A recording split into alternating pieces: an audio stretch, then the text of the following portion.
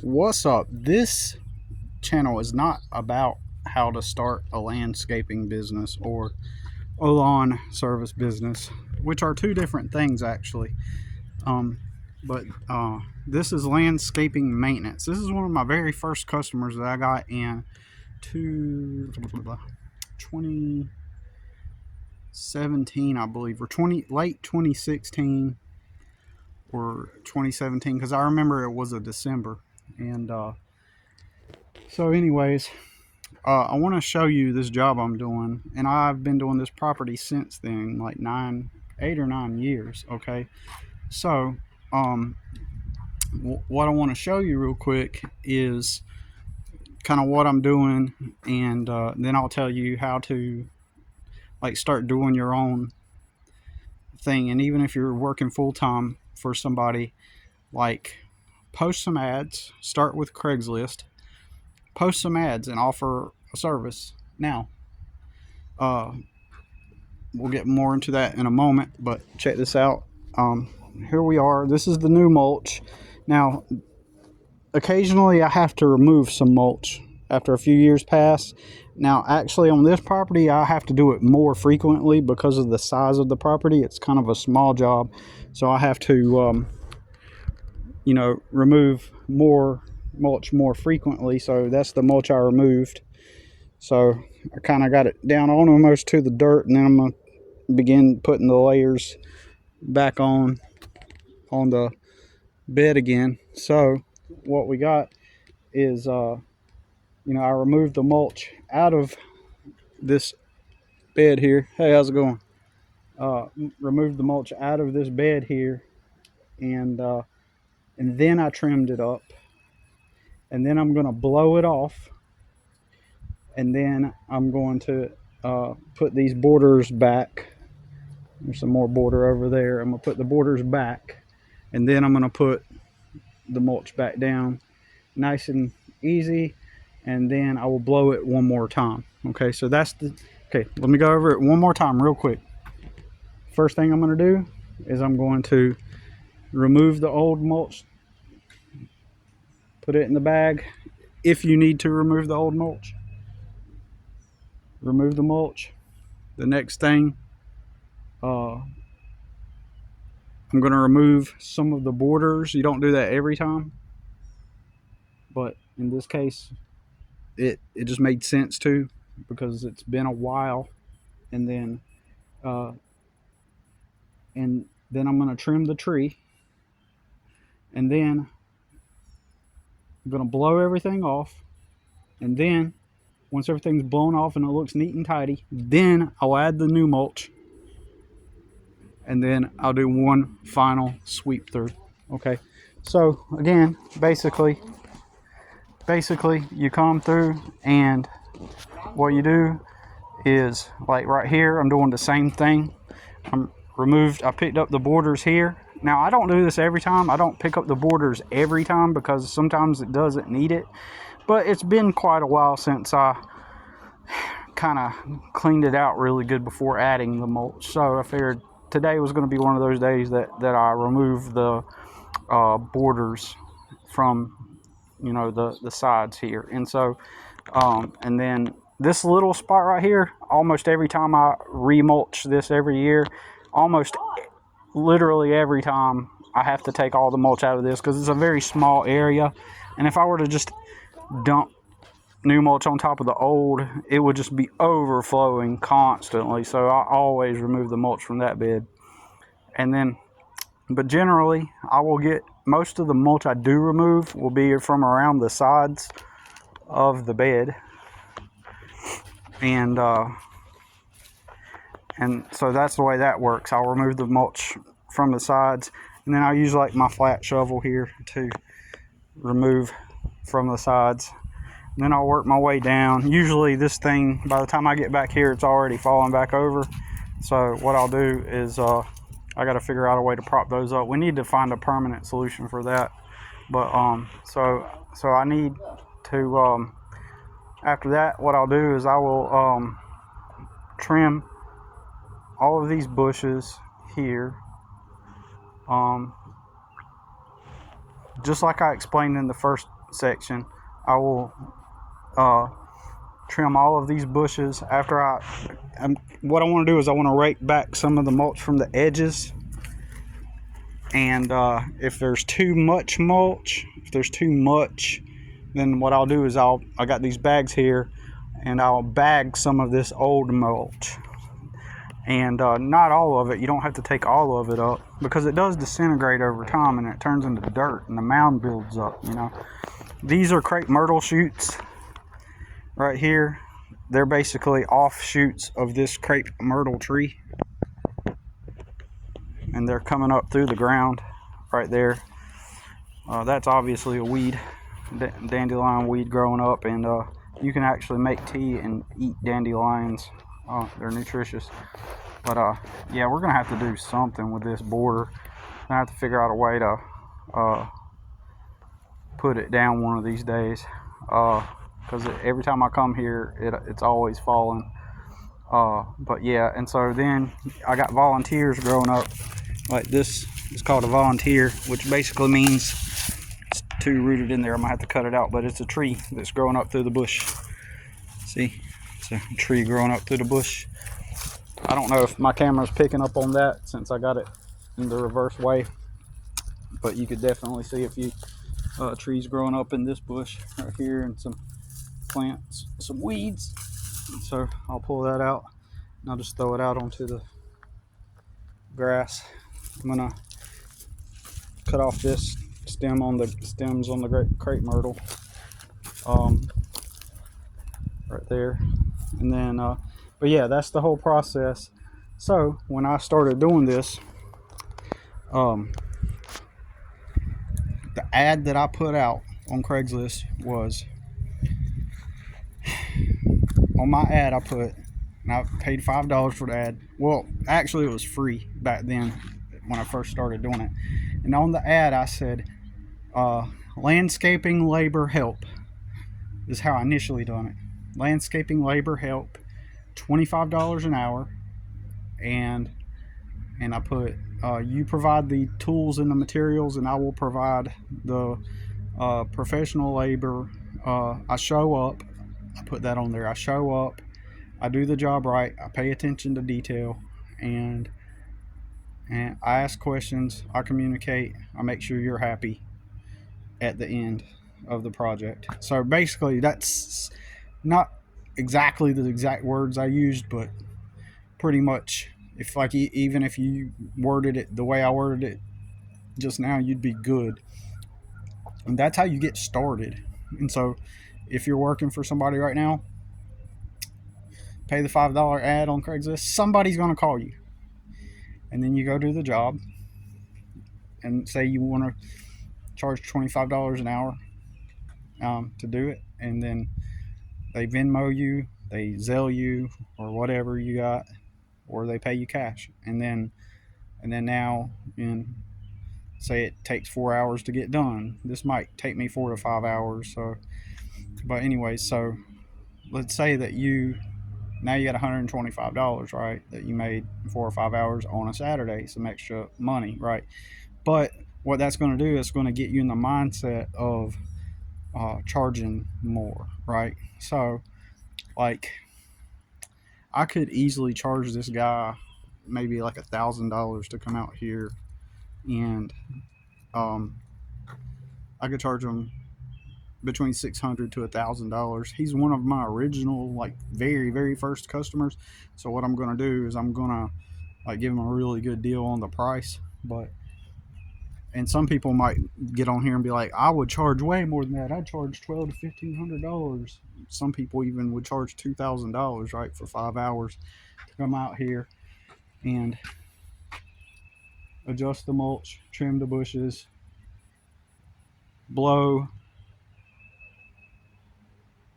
put the border back, add the new mulch, blow it off nice and tidy again, and then roll out, so I think that moving forward, I'm gonna, because I've been charging a minimum of $300 to come out, and I think on my ads I'm gonna charge a minimum of $600 to come out to do a job, is what I'm gonna start doing. And and minimum of 600. And then what I'm going to do is, so technically, in other words, you could possibly do that. You could charge a minimum. Like, you could come out, if you're a greenhorn, and you can go on YouTube and look stuff up if you need to. I have years of experience doing this, so I don't need to. But you can look up the proper way to do this, right? If this was something you did do, and whatever. There are things, there are certain industries and types of jobs and work that you can teach yourself. And so then you go and you like a little house like this. I mean, it's not a small house, but it is fairly big. But a yard this small, look how small this yard is, with a landscape that big. Um, as a beginner, you could just act professional, say sure, and come give them a quote and say, yeah, I could do that for $600. Just make it, pretend like it's, you're in your education, you're in school, you're in college, you're in, and so you come out and you quote him $600, and then he got 15. He bought the mulch, because he and I are still under the, like, sometimes I'll use some of his tools. Like, he was from the very beginning, so sometimes he says, do you need any tools? Back when I used to not have equipment and no blowers, nothing, I didn't have anything, right? No trimmers, but now I got everything, right? Most everything, right? uh so uh yeah, so you could do that. You could make $600 in a day, right? By coming out and charging $600, and then you could include, to give them a deal, the mulch in that price. Like, you can go and pick up the mulch, or you could just tell them to pick it up. It depends on the circumstance. But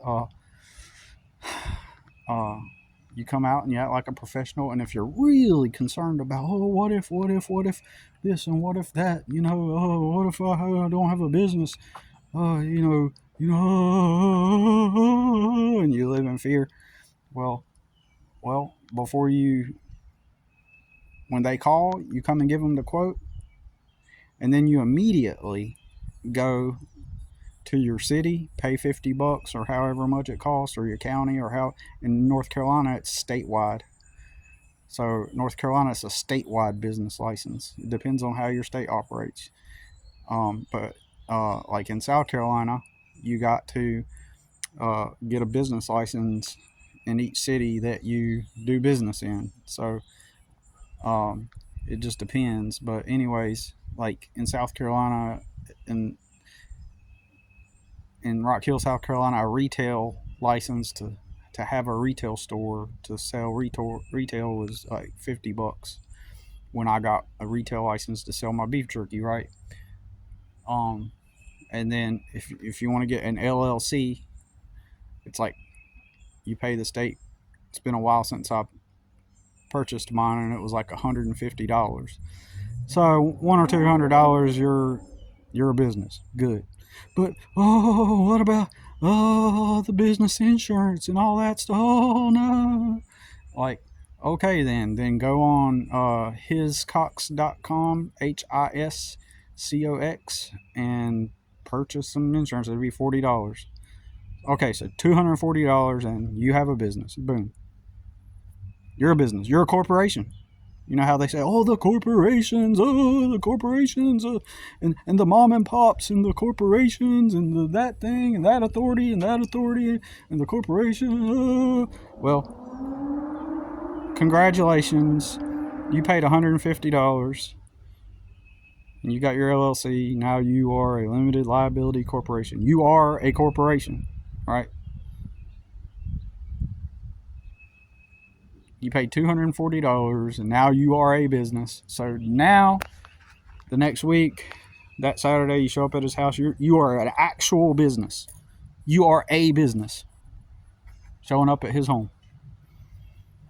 You don't even have to get the file corporate. You can just file sole proprietor, which means that like you are the person, the entity that shows up, and like you don't even have to be a corporation. Like you could just show up as a sole proprietor and have, register as a sole proprietor, get insurance, $40 a month. $40 a month, get your business license, operate in that city or that state, and then just do it. And the majority of people I encounter that I know, they all have reasonably privileged lives where they got a place to live. They're not suffering for a place to live. They could always go back home. They always got somebody they could go back home to. They got it made. So, you don't have government agencies trying to stop you. You don't have crazy people trying to make frivolous and wild claims against you and trying to like suspend your license. You don't got people chasing, like you don't have nobody proactively seeing you succeed and them knowing that you're doing this. You don't have them coming after you because they just can't stand the fact that you want to be free. You know what I mean? The majority of people don't have that in their lives. They're free. There's people living in their cars that could do this. You could live in your car. I've shown up at these jobs. I've shown up at this property on multiple occasions in an old beat up old 1990 something Buick, right? Beat up. I called it the Bang Buick. I'm not going to say why.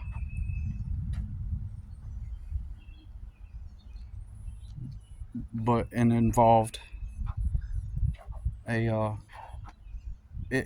a former dancer.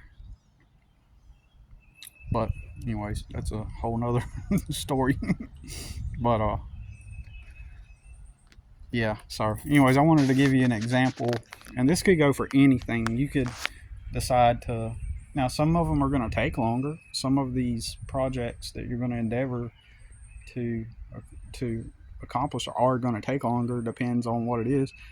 It's all the same general fundamental framework. It's all the same, all of it. Walmart,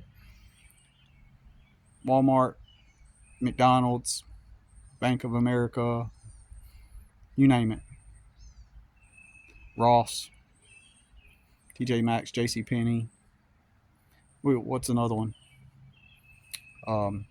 Progressive Insurance. It's all the same basic general framework. It's just a matter of, okay, so like Nike. Let's say you wanted to make t-shirts, so you just make a bunch of t-shirts and start selling them.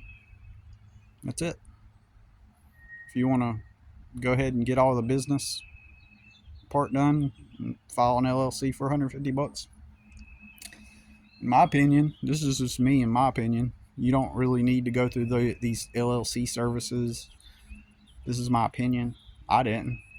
I just go down to my state Secretary of State and